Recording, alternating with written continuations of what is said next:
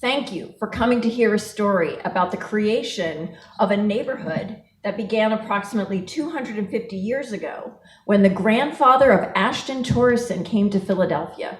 I stumbled upon my own Tourison home, having no idea about its history. I simply fell in love with it when it was for sale in 2004. I became curious about why my home resembled other homes at East Mount Airy as I took walks in my neighborhood. And I got so curious that I thought, I wonder if maybe Historic Germantown has some information on this neighborhood. I went to the archives, helpful archivists, and through different folders and drawers and magazines, this story came to be told. And without my digging, it may never have been told. So I'm so delighted to have you here tonight to discover what I discovered. The process of writing this presentation increased my connection that I feel to my community, not only because I better understand the history I'm living inside of, but also because I met many neighbors with beautiful homes who happily shared them with me, which was one of the best parts of this whole experience. Architecture connected us. It has the power to do that. I'm also inspired to share this information with you because of my beliefs about beauty, about its importance to a community, and its importance to the quality of human life. Of course, a house is not only something to gaze upon. Yes, it can be beautiful, but because it also performs the critical function of shelter, it is a marriage of form and function, and that makes architecture a complex art. What I love about the Tourison legacy is that this family created almost 400 excellent examples of art that embody both form and function. Even the least expensive of the Tourison homes for the lower classes still embodied grace and beauty, and it seems that those elements at that time were still considered essential to our well-being and dignity, and more important than dollars saved to construct the least expensive building. The beauty of East Mount Airy was created with awareness, integrity, and skill. And if you own a Tourison home, you're living inside the intentions of Tourison visionaries from long ago. I hope at the close of this presentation, you will agree with me that we've been gifted by these visionaries, whether you own a Tourison home or not. Please sit back and enjoy the show. And we hope that you will agree that the Tourisons created a legacy well worthy of historic district domination. I'd like to begin with a quote about architecture that struck me as particularly applicable to today's story.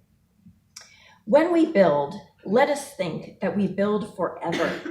Let it not be for present delight, nor for present use alone. Let it be such work as our descendants will thank us for. And let us think, as we lay stone on stone, that a time is to come when those stones will be held sacred because our hands have touched them. That men will say, as they look upon these buildings, this our forebears did for us. For indeed, the greatest glory of a building is not in its stones or in its decoration. Its glory is in how it lasts. The story of East Mount Airy came to be begins in Bordeaux, France in 1756 with the birth of Stephen Tourison. Note that the city of Tours is not far away and is possibly the origin of the name Tourison, likely pronounced Tourison. So here is Bordeaux and here's Tours.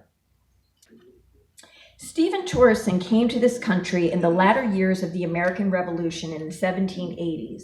He settles in Delaware first, and then later Philadelphia. He is a shipwright, one who builds and repairs boats and ships of all sizes, from handmade canoes to large naval vessels. He marries twice. In his second marriage in 1807, at the age of 51, he has 3 children. Ashton Tourison Sr., the builder of our neighborhood, hereinafter referred to as our builder, is the grandson of Stephen Tourison. Built circa 1730, this was in the family records as the house of Stephen Tourison. Since his son would marry a woman from Germantown in 1837, and her family owned a large farm just behind this cottage, perhaps this landmark house is indeed part of the story. Here is Cresham Cottage in 1903. Note the lane to the left where the dental office is now. Here is Cresham Cottage today, just shy of 300 years old, one of the oldest structures in Northwest Philadelphia. So how did the family that built Sedgwick Farms come to be?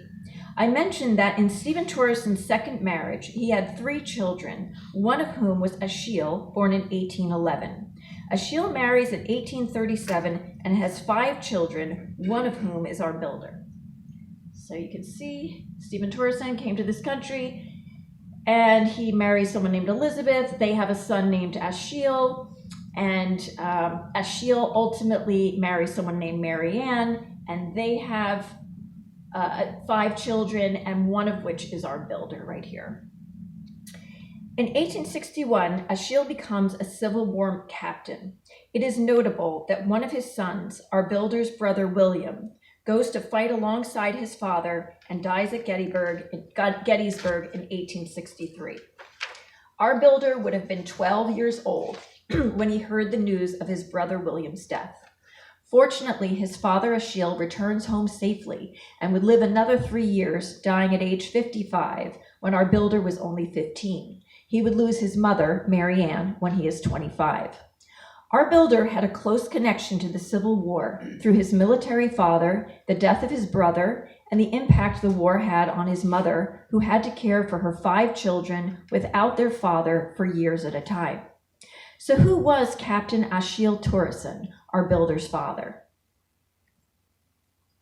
At age 14, we don't have a picture of him right here, but at age 14 in 1825, he is certified as an American seaman. At age 26 in 1837, he marries a Pennsylvania Dutch woman, Mary Ann Ron of Germantown. Her parents own a large farm that reached from Allen's Lane, west of the railroad, down to Gresham Valley. So if you could, basically the New Covenant campus would be the area where that farm was. From 1846 to 1848, he is a lieutenant fighting in the Mexican War. He serves as a captain in the Civil War from 1861 to 1863.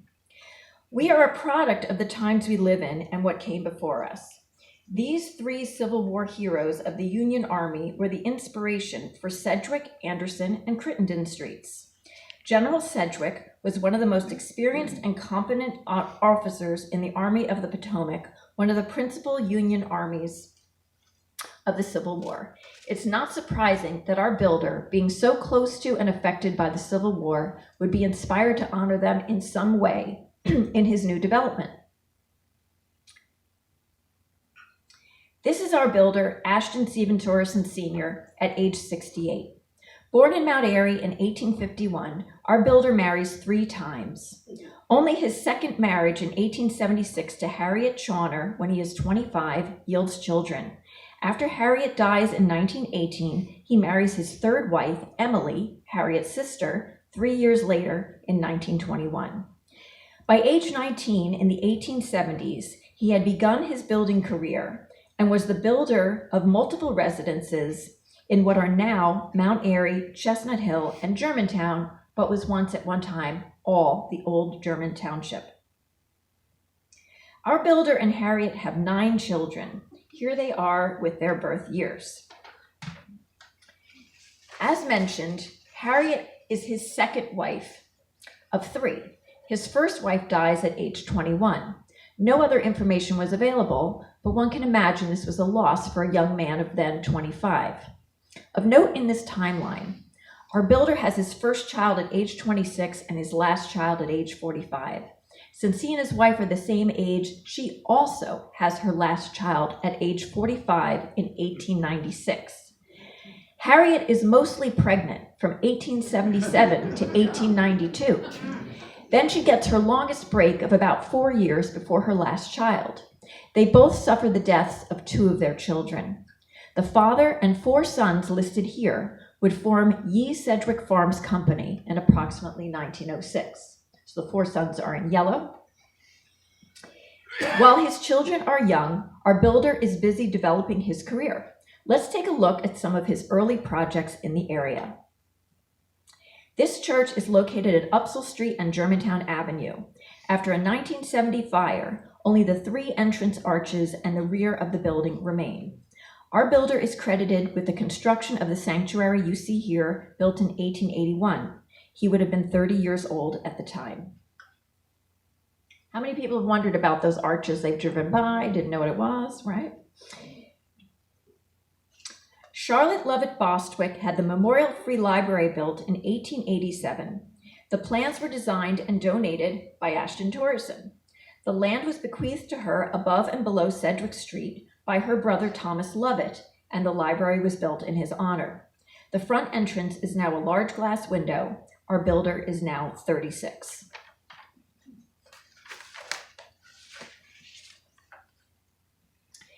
This is a view of the library in This is the interior, the original interior of the reading room in 1887, and you can still go visit that room today, and there's actually a bit about the Tourison family in the old reading room.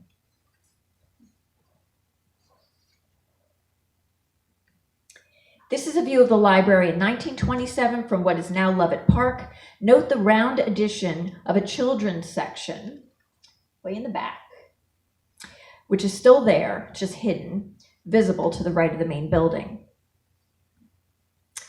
Ashton Tourison Sr. is the builder for this massive project, begun in 1890 when he was 39. It is the second oldest cricket club in the United States. Here is the Germantown Cricket Club today. Our builder remains busy. In addition to these institutions, he takes on a project in West Mount Airy. On the south side of Westview Street in 1889, he builds 9 pairs of brick twins. All exist today. This would be on the border of the new Pelham development done by a competing builder, Wendell and Smith. They are also building Overbrook Farms, for some of you who know that the same houses that are at Overbrook Farms are also in Pelham. Sedgwick Farms was poised to compete with Wendell and Smith in what was called the Garden City movement, begun in England in the late 1800s, which sought to combine country and city amenities at their best.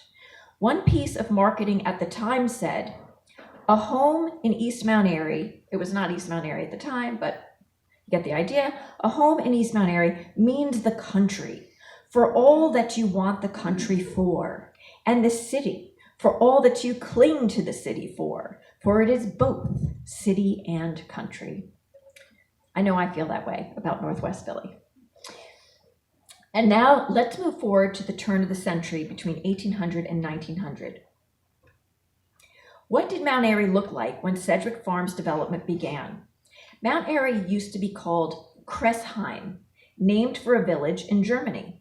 There was a Quaker congregation there where William Penn preached in 1677. Mennonite settlers from Cressheim in Germany named their new home here for their birthplace. Our village of Cressheim began in 1689 and ran from what is now Carpenter Lane to Springfield Avenue and Chestnut Hill. The name Mount Airy replaced Cressheim as the name for our neighborhood during the mid-1800s. Germantown Avenue was at one time a Native American pathway that also ran through the area as early as the 1600s. Much of East Mount Airy looked like this in 1902. This photo captures the rural and agrarian surroundings in 1899. Meehan's farm became the largest nursery in America, with plants shipped all over the world. Neighbors would stroll here on Sundays. Just north of this farm's location was the Samuel Reaney farm, extending east to Stenton Avenue from Chew, likely similar in appearance. The Reaney farmland would become the Sedgwick Farms development. The development of East Mount Airy prior to Sedgwick Farms by 15 years is the opening of Sedgwick Street to Chew in 1885. So that little segment from Lovett Library to Chew was the very beginning, that little 1 block of Sedgwick Street. So before we jump into that, I'm just going to show you the borders here For some, hopefully a lot of you are familiar with the area, but generally speaking, here's Germantown Avenue right here. And here's the Pleasant Playground. This would be, the Lovett Library would be at the corner of Sedgwick and Germantown. So let's set the Lovett Library would be right here. So the Sedgwick Farms development is the entire distance from Germantown Avenue pretty much all the way to Stenton Avenue, and the entire lengths of East Gorgas Lane, Sedgwick Street, East Mount Pleasant Avenue, and almost all of East Durham Street, except for a little section where the train is, and then a little segment of Meehan Avenue right here between Chew and Sprague. Just want to point out some things on this map, which is that there was a sales office for the Sedgwick Farms with this, where this X is right here. And this was also the original Tourison family farm, which we'll explore shortly.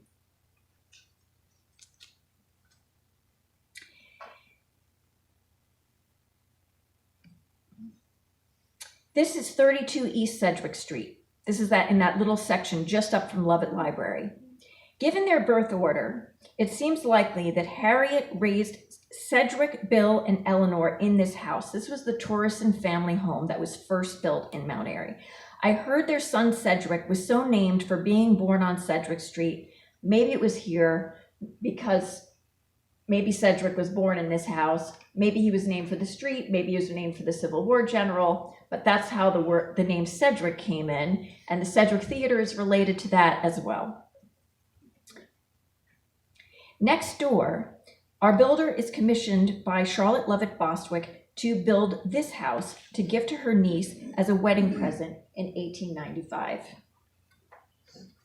So this is actually Charlotte Bostwick right there. This is our benefactor for the Lovett Library.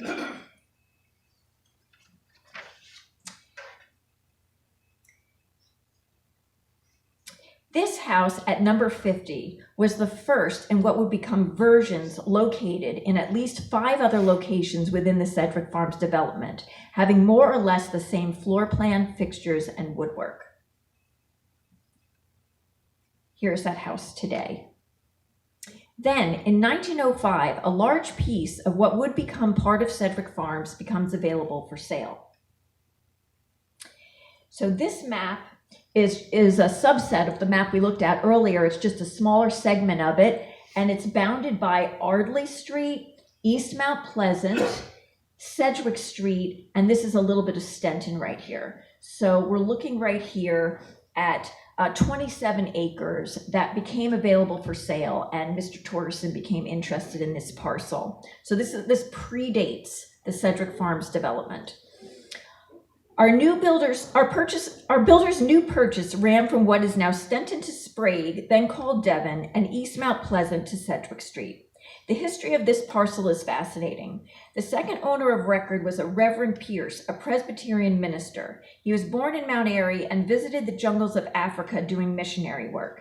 He died in 1892 and willed his land and holdings valued at $150,000, almost $4 million in today's dollars, to Lincoln University. His will had 3 provisions: that the proceeds from use of this land be used to educate young black men in ministry, and if there were no young black men willing, to educate young white men, and that after 10 years, the land could be sold with all proceeds going to Lincoln University. I learned that Lincoln University, founded in 1854, is considered the first institution found anywhere in the world to provide a higher education in the arts and sciences for male youth of African descent. During its first 100 years, Lincoln graduated approximately 20% of the African American physicians and more than 10% of the African American attorneys in the nation. When our builder purchased this farmland in 1905 from the university, was he glad his wealth would go to supporting the university's mission? Or was this only a business transaction that made financial sense? Or both? We'll never know. But it seems likely that the proceeds of the sale would help to establish even more firmly the roots of this institution. It is notable that the house on the land and the acreage were purchased by our builder in 1905 for $75,000, almost $2 million in today's dollars. This is half of what it was valued when given to Lincoln University in 1892. The black rectangle shows 6 acres of property established as the new Tourison farm and homestead. So he would go from that house that you saw at 32 East Sedgwick Street to this farmland. Our builder would ultimately carve out 6 acres of the 27 to call his own. It contained large oak trees, chestnut trees, orchards, a lake, a significant lake, and a freshwater spring that fed a spring house, a source of household water. Our builder clearly picked a spot with many natural resources for his new family home. There was one dwelling on this land with the first deed recorded as 1864, known as the Old Dutch House. It consisted of a basement kitchen and 4 other rooms. The fireplace in the basement kitchen is still there today. Once our builder was done renovating, the house totaled 15 rooms, equipped with water, electric lights, telephones, surrounded by cornfields, orchards, and a vegetable garden. One former neighbor, as a child, remembers romping through the cornfields on mischief night in the 1920s. She said, "I remember Ashton Tourison would come out of the house with his shotgun, telling us kids to get out of the cornfield. I thought it wasn't loaded, but I remember the shotgun."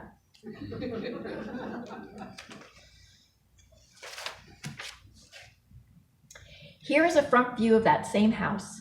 Our builder lived here for 38 years, from 1906 until he died in 1944. The land between the main house and carriage house was divided, and the main house was sold by his heirs in July 1945. As I mentioned, the house had a lake behind it, a stream that was part of the Wingohocking Creek. The creek runs from Crittenden to Sprague in a southwest direction and fed the lake. This is how the lake and land looked when the house was purchased. This is the lake with the addition of bridges and docks. It seems the Tourisons were always building. The lake was drained when the sewers were installed on East Sedgwick Street about 1910. So I never could figure out exactly where the house was, but it's probably through those trees. The big house. So where the heck is this East Mount Airy Lake? Well, the boundaries of the land were Ardley, Anderson, Sedgwick, and Mount Pleasant. And perhaps no houses were built in the center where the trees are due to the underground stream and therefore unstable ground. So this would have been the lake right in here. Here's Ardley Street. Here's the big house where Mr. Tourison lived. This would have been the whole farm right here. And this is the carriage house that we're going to take a look at that was behind the farm. This carriage house at 7013 Ardley Street actually has no street frontage. It has an address, but no actual street frontage. The land extends over to here, but you don't really notice that from Ardley Street. It's worth mentioning the carriage house that originally had a lower level for horse and carriage. The first floor was later used as a garage, as shown here, with the rear of 7015 Ardley visible to the right. The carriage house became its own separate property in 1945 and was lived in by our builder's son, Sedgwick, who at age 59 moved in with his wife, Martha. It was remodeled into a house so that the garage became a living space. He may have left this property when Martha died in 1986, which means he would have lived here 40 years. Martha was a prolific poet and wrote a marvelous book of poems. From her book, and because I originally presented this talk in November, I share this poem written here as she recalls the old farmstead. This is called November Twilight by Martha Tourison. As now I lay my rake and hoe aside, I coil the hose and lock the tool shed door. The wood pile split and stacked I view with pride. The flaming hearth will mock the winter's roar. Where house and barn hug close the hardened ground, dried leaves and branches of the pine are spread. The field mice and wild rabbits now have found a winter haven where they're housed and fed. A husk of corn, a spray of bittersweet, above the golden pumpkins in a heap. All these in haze of twilight retreat are pictures that my memory will keep. The hound at heel looks up into my eyes. We go where lamps are lit as daylight dies. This is a picture of the house in the 1970s where you could still see the Tourison greenhouse and basically a little bit of what's left of the farm. How did our builder acquire the rest of the land that would become Sedgwick Farms? It was likely purchased from Samuel Reaney, who owned the large farm on this site, year unknown. This tract would encompass the 27 acres purchased from Lincoln University and then extend east from Germantown Ave to Stenton Ave and include the entire lengths of Gorgas, Durham, Mount Pleasant, Sedgwick, as I mentioned before. This is Sedgwick Street. So here's that other map. This is from the original Sedgwick Farms brochure. So we have that map I showed you before, Sedgwick Street being the main drag. And then before there was a lot of development over in West Mount Airy, the idea was that Sedgwick Street would just swoop you into the park, right? A straight, nice shot from East Mount Airy into the park. And another thing to point out over here is where the train station ultimately landed, and also Germantown Avenue. It says the city's main road to the country as we travel west.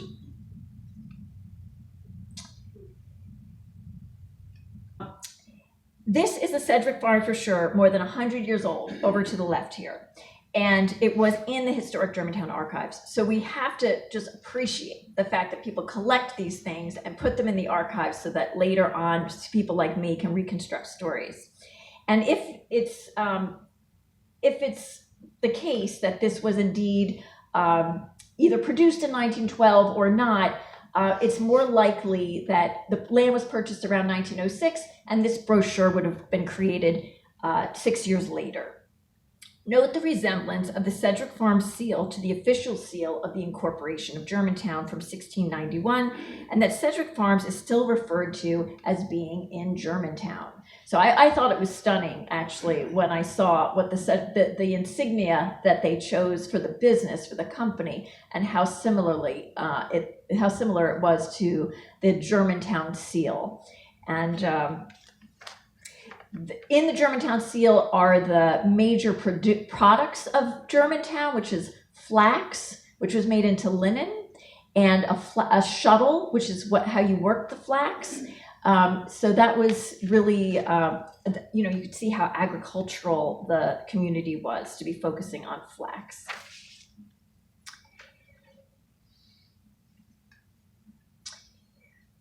So in this brochure, and this piece of media, the Sedgwick Farms staff is described as 6 men and 1 female secretary. Our builder is described as having 33 years of experience here and in other cities, with works in Philadelphia, New York, and Boston. Ashton Jr., his son, Bart the architect, Sedgwick, and William are listed. The prices in today's dollars would range from $225 to $700,000. Note the office address is listed as Historic Germantown at 7014 Boyer Street and not Mount Airy. So don't try to read this slide, but I'll just bring out the salient features. This slide describes the amenities of Sedgwick Farm homes. A few things to note. At the top, there are some models to choose from. You can see 4E, 4F, 4I, 4J. Other signature Tourison elements are a red tile floor on the porch, a servant's porch opening from the dining room, porcelain fixtures, and marble showers. These were found in most Tourison houses. He mentions closets in a few places. And here is our builder's opinion about closets, a direct quote. "We used to say that we built the closet first and the house around it. It is true that there isn't a better selling feature in a house than a closet in every room. Closets and storage space in the attic are just as popular now as they ever were. There is just too much sentiment in human nature to adopt the utilitarian view of getting rid of a thing just as soon as you have no use for it. If it is a family belonging of any kind, it goes up in the attic, as it used to do, and stays there until someone rescues it as an antique and dusts it off. People like to hold onto material things to which they've become attached, and anyone who wants to build and sell houses has to recognize this and build closets and storage space. His remarks about kitchens also struck me as both classic and classist. He says, "I don't know what a man wants in a kitchen except cleanliness and a cook. I guess that is about what a woman wants too. If you intend to keep the cook in your kitchen, see that she has plenty of light through the windows with electric lights. If you don't want your cook to leave because her back aches, see that your kitchen sink is 32 inches high." They used to be much lower in the old days when the cook's back wasn't as important as it is now. Finally, note the phrase at the bottom of the ad, "Buy a house under construction and watch it grow." This is the Sedgwick Farms sales office at 7014 Boyer Street, no longer in existence. The words "parva sed apta" at the top is Latin for small but suitable. Today, this spot of land is the side yard to 7018 Boyer Street, now located to the right. This location was also listed as Bart's architecture office at the time. Here's an ad from another brochure. This is the porch at 6920 Boyer Street in 1906, looking east. And here is that same porch today. Here is a marketing piece for Sedgwick Farms in the form of a postcard. Note the phrases "domestic architecture, rightly interpreted, carefully executed," and the price of a postage stamp, 1 cent. While we're looking at marketing materials, here's one of my favorites. It's a later ad from 1926 for a Tourison West Mount Airy development just off of Cresheim Road, or Cresham now, comprised of all the houses on Durham Street and some on Weetham. It's notable that and it's also on Sedgwick as well, there's a whole enclave over there. It's notable that despite this being clearly Mount Airy, it is referred to as aristocratic Germantown. Here is some of the text. One of the prettiest streets in Germantown, on one of the prettiest streets in Germantown are Tourison stone-built homes. Stone-built homes of stone and on stone, sturdiest construction you could desire, large rooms, wide open halls, big roomy closets, handsome fittings. There is a representative daily at a furnished sample home.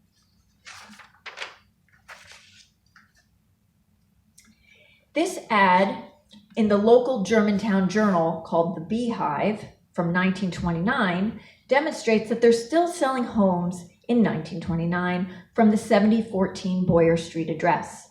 Note the language. Sedgwick houses are the standard by which others are judged. Each house embodies artistic design, thorough construction, and complete equipment, which would include laundry, icing refrigerator, and a hot water heat plant. The ad references apartment rentals and land sales, as well as a veritable real estate empire. And what else was in that brochure? Well, of course, pictures. This is Sedgwick Street, looking west to Chew Avenue. Note the massive Tudor in the distance, likely built as a custom home for the Bostwick family. The Bostwick home at 7020 Chew included the entire northwest corner of Sedgwick and Chew, seen here. The front entrance to 101 East Sedgwick Street is visible to the right. So this is the portico to 101 East Sedgwick Street. I'm standing here looking, this would be Germantown Avenue beyond the trees. Levitt Library would be in the distance over there eventually. So that's where we are right now. This is Chew running in front of Charlotte Bostwick's home. So Chew would extend along here. Here is 7020 Chew today. The living room of this house was a perfect example of the arts and crafts design movement popular at the turn of the century, which we'll see in a later slide, no doubt also a custom request from the owner.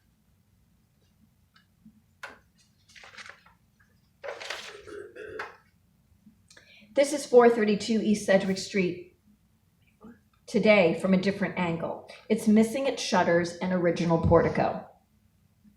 This house at 614 East Sedgwick Street is named simply Model 4C. An almost identical house is located at 100 East Sedgwick Street. The side porch is now enclosed. Here's 614 East Sedgwick Street today. At the same time as many houses were built, and in order to create a safe and walkable neighborhood for the new residents, our builder had the idea, while putting through the roads, that the railroad should be above grade to eliminate crossings. Here is Sedgwick Street's new railroad bridge. Our builder convinced the president of the Philadelphia and Reading Railroad to eliminate the grade crossings considered a menace by citizens from Vernon Road to Mount Pleasant by lowering the roads.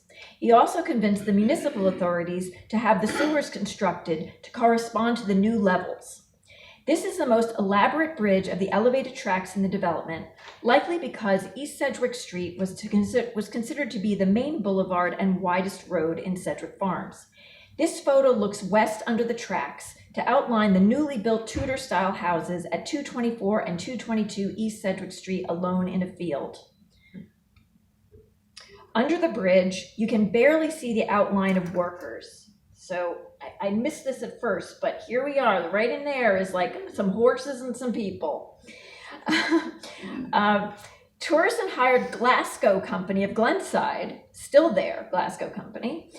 In my research, I found this quote: "With only a couple of horses and a plow-like tool, Glasgow put Mount Pleasant through to Stenton." I'm guessing the same was true of Sedgwick Street. Here are those same massive twins close up, no longer seen under the bridge due to the trees. Here is the Sedgwick Street Railroad Bridge today, approximately 112 years old. Around 1882, Frank Furness designed the Mount Pleasant station. Furness. The original plan called for a railroad station on Sedgwick Street, but due to logistical issues, it was moved to Mount Pleasant Avenue. In 1909, it was renamed Sedgwick Station after the Sedgwick Farms development. The station burned in 1981. Notice the field off in the distance to the right. Tourison also had a bridge over the railroad tracks constructed between Boyer and Ardley Street, despite the opposition of residents at nearby Howard Terrace. Then, as today, new development always has its opponents. Now let's take a look at the huge inventory and diversity of Tourison homes. From row houses to mansions, Tourison's company did it all.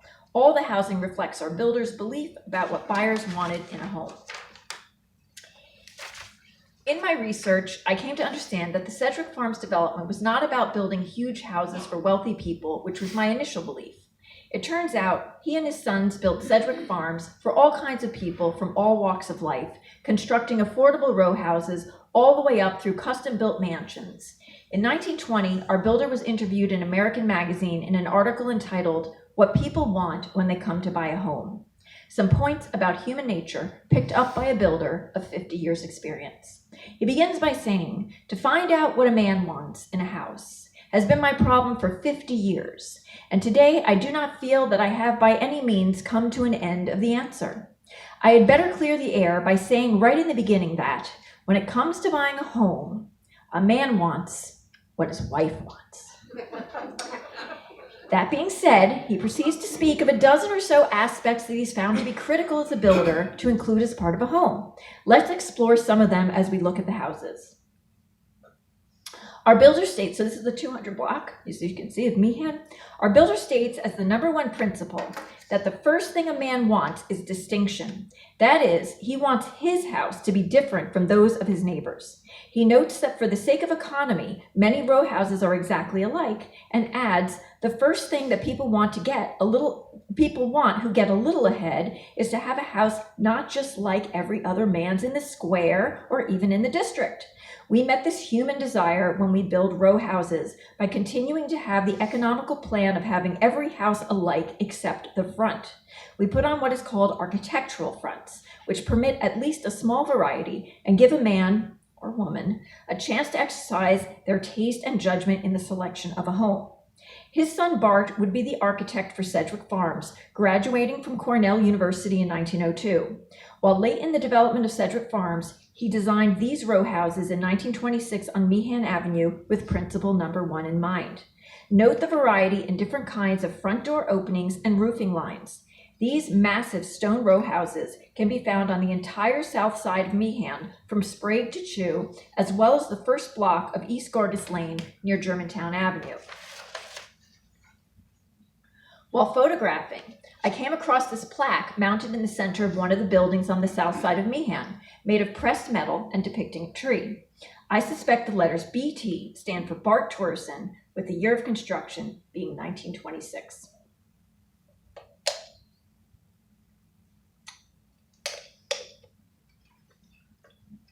Another way our builder achieved variety was to create twins while sharing a party wall would look distinct from one another.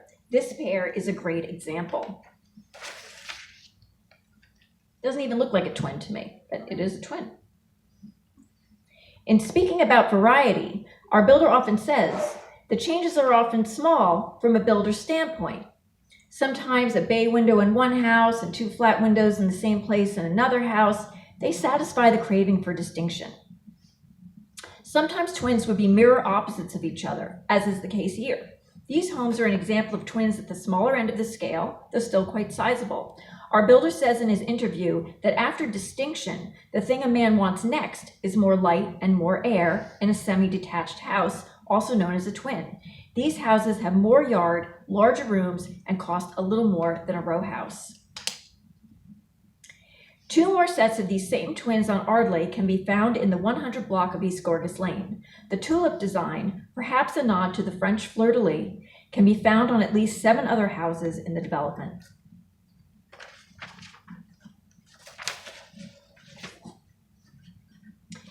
Here he builds massive twins, which are essentially full-size homes that share a party wall, but due to the fact that they are twins, have a little less light and air than a detached home. There are 6 sets of these twins in the 200 block of Sedgwick, distinct from each other inside and out, but sharing common elements. Note in the picture the first set of twins built, viewed earlier under the elevated railroad bridge. So that would be those Tudors were under the railroad bridge. Note the creative stone edging around the roof line and the Palladian window at the top. Many elements of Tourison homes have a strong emphasis on form as well as function. For example, note the artful gutter head in the center line. For those of you who, look at that, beautiful. The amount of stone used to build these twins amazes me. The sheer volume of materials in these projects is stunning if you think about what had to be brought into the neighborhood to construct these buildings. And who were the men who made them? One record mentioned Luigi Mercaldo, who came from Naples in 1898. He was a stonemason employed by Sedgwick Farms and became the foreman for other laborers. He is also credited with building the Gresham Valley Fountain, located at Germantown Avenue and Gresham Valley Drive. I think about all the other laborers and how hard they worked to dig the foundations and do the construction with only horses and no modern machinery for excavation and construction. And how about those horses taking everything from their delivery point, often at Sedgwick Station, to sites throughout the neighborhood? I think Mount Airy could not have been built without the help of those horses.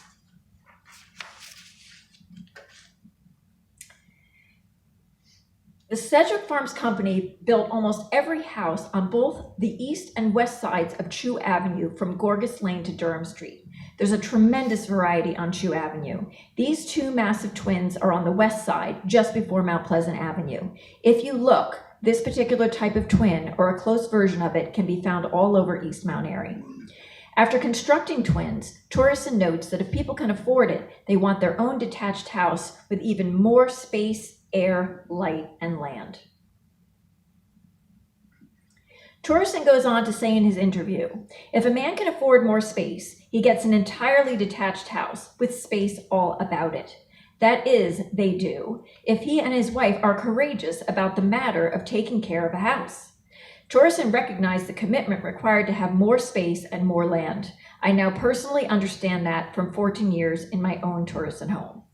There are many examples of small to mid-sized houses in Sedgwick Farms of all shapes, sizes, and styles, Colonial and Tudor Revival being the most common. Let's take a look.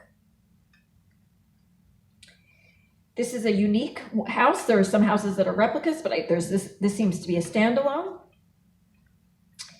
This is the first house on the southwest corner of Durham Street of a lovely section of the development between Anderson and Crittenden Streets. Brothers Sedgwick and William lived on this block in separate houses. A smaller cottage-style version of some of the massive Tudors we'll see later. This same house is also located on a variety of other streets, including Gorgas Lane, Boyer Street, and even Milton Street, which is outside of the development. Now that I've taken a close look, the Tourison houses are scattered beyond Sedgwick Farm boundaries, even north of East Mount Airy Avenue. Here's a lovely corner single. This house is a version of 50 East Sedgwick Street, which you saw earlier. It was the first one built of its type. Some homes still have the original removable panels that converted a portion of the porch to an enclosed space if desired. Here are some of the other versions of 50 East Sedgwick Street, all including elements that create variety.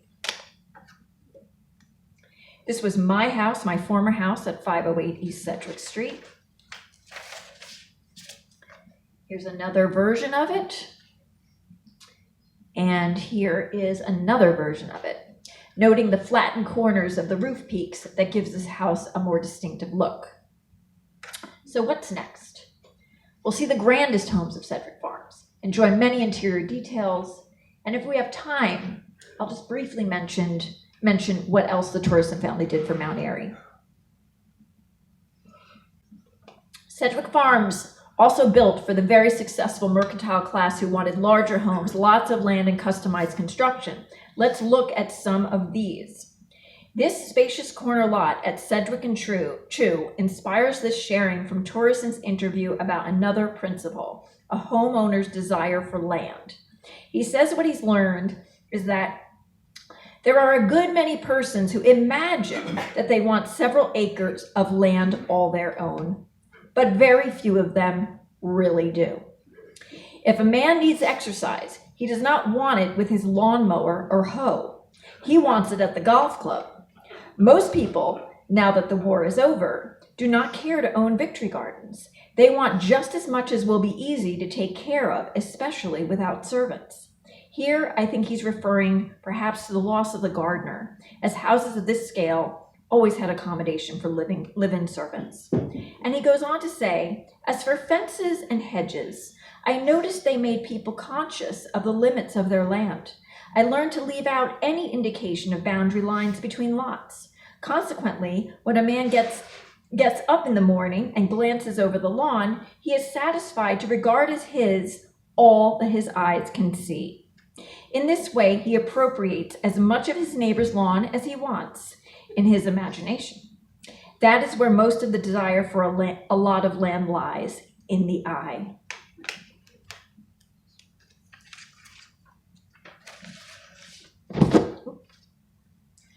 One of the largest houses in the 500 block of East Sedgwick Street, sitting on almost 2 acres, was purchased in 1910 by its second owner, Frank Taylor, a West Virginia coal mine owner. His chauffeur and cook were married and lived in the carriage house.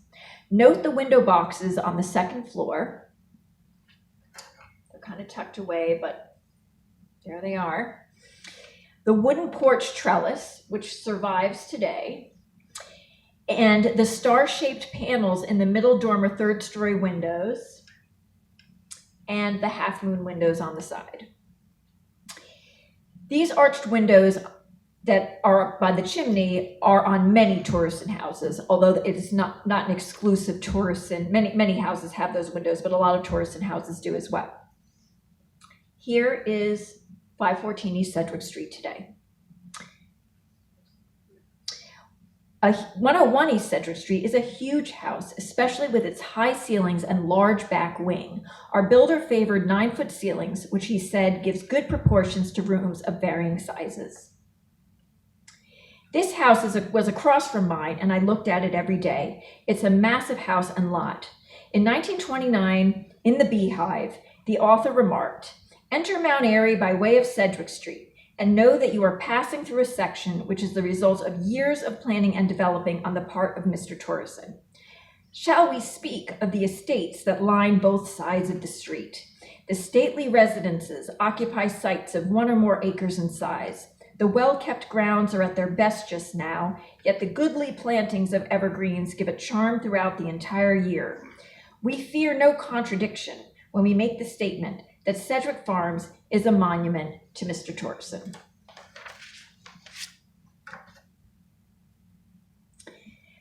This is the rear of 527 East Mount Pleasant. The front of this property is obscured by trees, but the massive length and scale can be appreciated from the alley behind the house. Countless heavy ceramic tiles, green and red, came into this neighborhood during this time, likely via railroad. How were they transported to each site? Likely drawn by horse and wagon. So you can see the tile roof on this particular house. Many houses had tiled roofs, including red tile, and we also, of course, have slate. And now we'll step back in time to approximately 1911. This is Ashton Tourison on the right, with the father of the daughter who married his son Sedgwick. When I found this photo, I really wanted to figure out what house was in the distance. It turns out this photo was taken from the deck of the carriage house that you saw earlier on the Tourison family farm, looking south towards the house at 426 East Sedgwick Street. At that point in time, there were no houses on the north side of this block of Sedgwick to obscure the view. And here is that house that was seen in the distance from the front.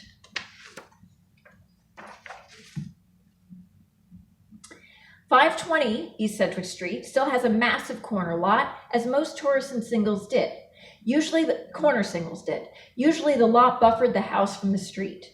In the 1960s, portions of many large lots were divided and sold, which is why you often see smaller brick twins built on corners in East Mount Airy or next to larger single homes.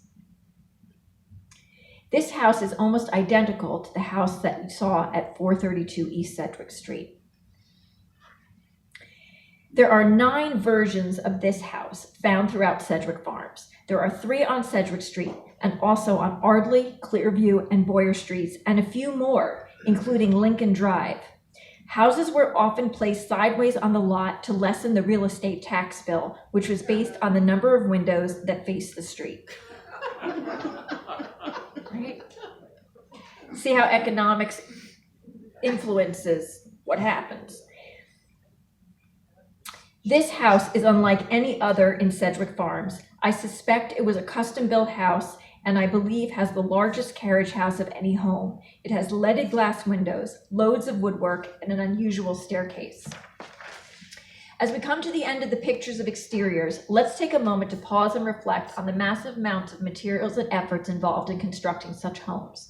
The digging of foundations, the tremendous amounts of stone quarrying, the lumber of different grades for both decorative and non-decorative function, the lath and plaster, the windows, doors, kitchen and bathroom fixtures, pipes, heating systems, roof and porch tiles, tons of slate, fireplace tiles, huge quantities of hardwood flooring, all brought to this Mount Airy farmland in some way, somehow, sometimes by railroad to Sedgwick Station, and at a time when there were no trucks to bring and cart away materials. To me, this story has a bit of a Stonehenge angle, a bit of a mystery. How did they achieve this quantity and quality with just men and horses? It's a stunning feat of creation in truly handmade, functional architectural art. So it's clear that the houses had beautiful exteriors, but what about the inside? Let's take a look. This picture from the original brochure is the living room of 432 East Sedgwick Street in approximately 1910. Note the custom carved and painted crossbeams and the arts and crafts murals just visible above the fireplace and on the top 1/3 of the back wall. It's likely no other house had a living room like this. Unfortunately, everything but the ceiling is now painted white. This is the interior of 217 East Sedgwick Street. The homes built by Sedgwick Farms Company were completely finished, even to the wallpaper, fixtures, and plants on the lawn. In his interview in American Magazine, Tourison remarks, We seldom had to make an alteration in the houses which we built, complete, and then sell. He also says the most popular and effective feature of a modern house is the spaciousness effected by having a living room, hall, and dining room open to each other through large open archways. The rooms borrow attractiveness from each other, and if the stairway is good, there is an effect which all buyers appreciate. This $12,500 house in today's dollars is estimated about $350,000, and we know it would sell for more than that.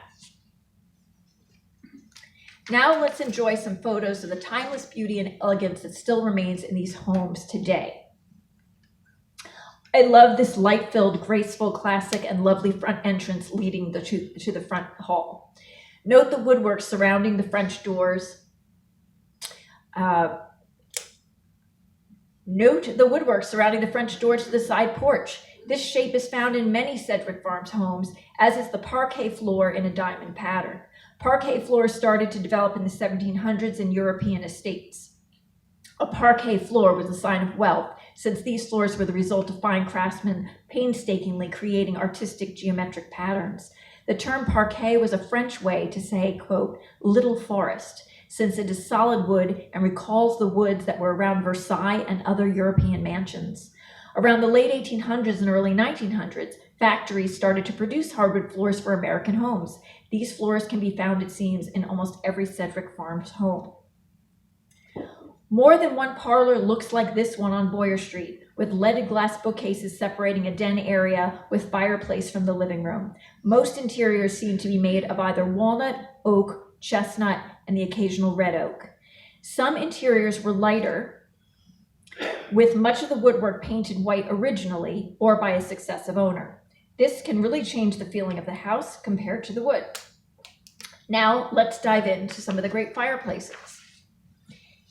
In 1920, our builder says, everybody wants a fireplace effect.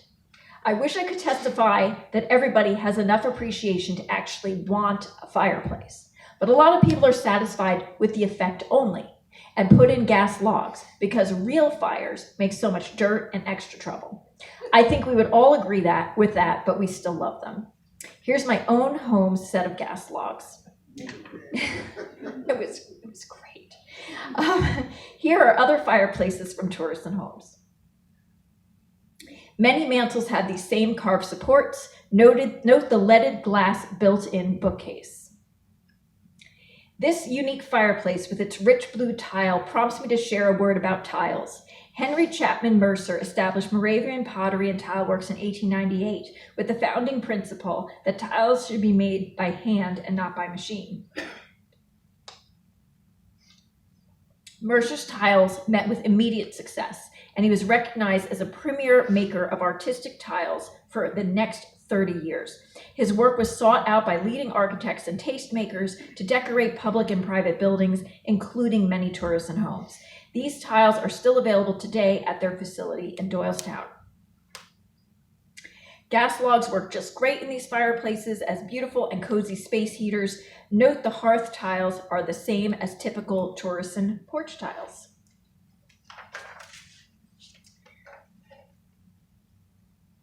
This house is one of only a few that has an inglenook, popular in houses built during the arts and crafts movement of the early 1900s. An inglenook fireplace is recessed, creating a space that is small, sheltered, and cozy, a room within a room. A medieval symbol for hearth and home, the inglenook was placed at the very core of the house, usually in the hall, as shown here. This is in Charlotte Levitt Bostwick's house. Now let's take a brief look at the variety of staircases. An important feature of all Sedgwick Farms homes were the stairs. In his interview, our builder had some interesting things to say. He says, stairs are very important in house building. The main staircase can be a gracious, hospitable welcome and are a vital factor not only in the appearance of the interior of the house, but in the comfort of the women and children who must climb them. We now know the exact dimensions of a stair which does not cause aching limbs to old folks and reduces the falls of youngsters, as well as being gracious in appearance. He goes on to say, in cellar stairs, we sometimes use high risers because the cook, as we all know, is always in a hurry. and we don't want to add another step to her path. And as for back stairs, he says, anyone who can possibly afford it has back stairs. They are often twisted and dangerous because of the lack of space, but no one likes to be without them. That back stairway is the family shield in these modern days, when the whole front of the house is so absolutely open. If the mistress is making a pie in the kitchen when an unexpected visitor arrives, she simply scurries up the back stairs and later, trim and dressed, nonchalantly descends the front ones.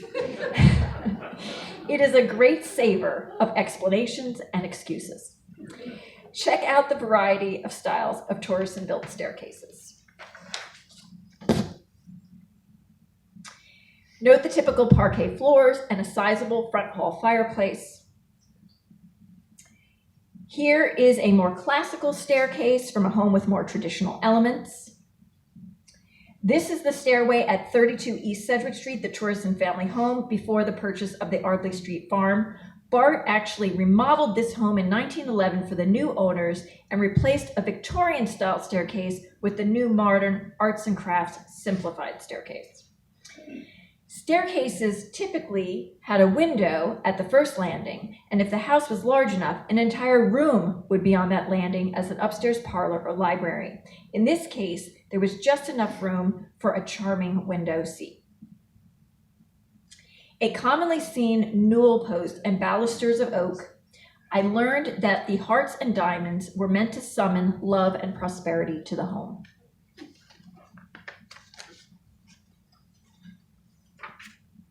No tour of Tourison houses would be complete without mentioning the all-important porch. Our builder had this to say: everyone wants at least one porch. In this climate, a porch is a necessity, and it should be on the southern exposure so it can be enclosed in glass and used as a sun parlor if desired. Porches are always the most popular room in the house. I was struck that he refers to the porch as yet another room. The main porch is always very roomy compared to the servant's porch off the dining room. In all Sedgwick Farms houses, the attention to charm and detail within and without was abundant. These next few slides have some lovely details. Here are 4 original lighting fixtures. Yes, original 4. Yes, we've got a sconce. You can see a sconce right here. It's missing its shade. This one, and this was there's a bunch of these. Here's a nice little sconce right here. Note on the left, let's see, we have some newel posts, which are just very pretty. On the lower left, the custom red tile. This is a typical Tourison porch tiles, but made in a rosette pattern over here. And we also have the beautiful radiators that came in. Here's another gorgeous sconce, the carving of the capitals. This is a support for a fireplace mantle, more tile, and this was I believe, the Lovett family crest part of their fireplace in their house. Beautiful hardware, carved columns, leaded and stained glass were all part of the Sedgwick Farms homes. We see some leaded glass, which are in some homes. You can see how detailed the hardware was and how a simple bookcase also had some stained glass and the extent of the carving. There were also features outside to please the eye. The exterior details made these houses charming. Charm is an important aspect of beauty. It's defined as the power to arouse and delight or enchant. I imagine anyone who owns a Tourison house has been charmed by one detail or another. So finally, we're getting close to the end here. I just want to point out that someone called me after I gave this presentation for the first time, and they said, do you know about the push button switches? And I knew my house had push button switches, but I said, yeah, I have some push button switches. And they said, well, do you know specifically that there were push button switches made for Sedgwick Farms? And they took a picture of it, and you can see here the insignia of S and an F built inside the S. So this was, some of these Sedgwick Farms homes still have the old custom Sedgwick Farm push button switches. So what I wanted to say was that not part of this talk, but still some significant research on it, is that the Sedgwick family, the Tourison family contributed greatly to downtown Mount Airy. So they built all the Art Deco buildings that you might think about in downtown Mount Airy, including where Nona's Pizza was located previously, the Sedgwick Theater, the building that's next to the Sedgwick Theater. And so I have information on that. We're not going to have time for that today, but they built basically the commercial center to accommodate all the newcomers into East Mount Airy.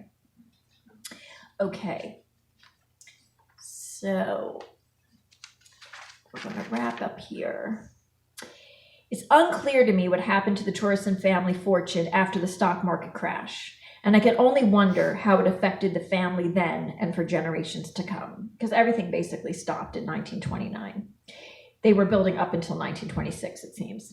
It's unclear to me what happened to that fortune. So we just, all we know is what we have left. And we've come to the end of our story because all things do end, and we have a cast of influential characters that's no longer with us. So here is the 7 children of Ashton Tourison Sr. And you can see here that this was Sedgwick, and I believe, let's see, we've got Ashton Jr. back here. He was a mechanical engineer and helped build the houses also. This is Bart, and then we have William over here. So these are the 4 sons with the 3 sisters, Eleanor, Florence, and Mary.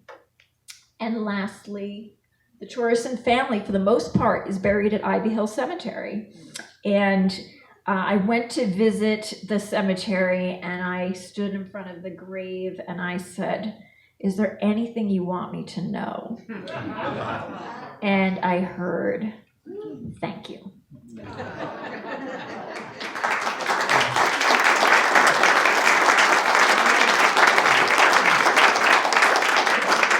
And just a brief nod to my husband, Max, who's here tonight. None of this would have been possible without him, or the neighbors that allowed me to photograph their houses, or the many organizations like Historic Germantown and the Chestnut Hill Conservancy who helped make all of this possible. No great thing happens on its own. It's always a team.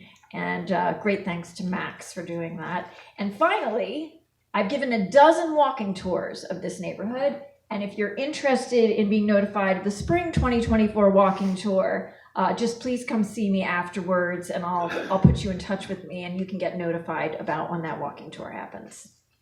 Thank you for your attention.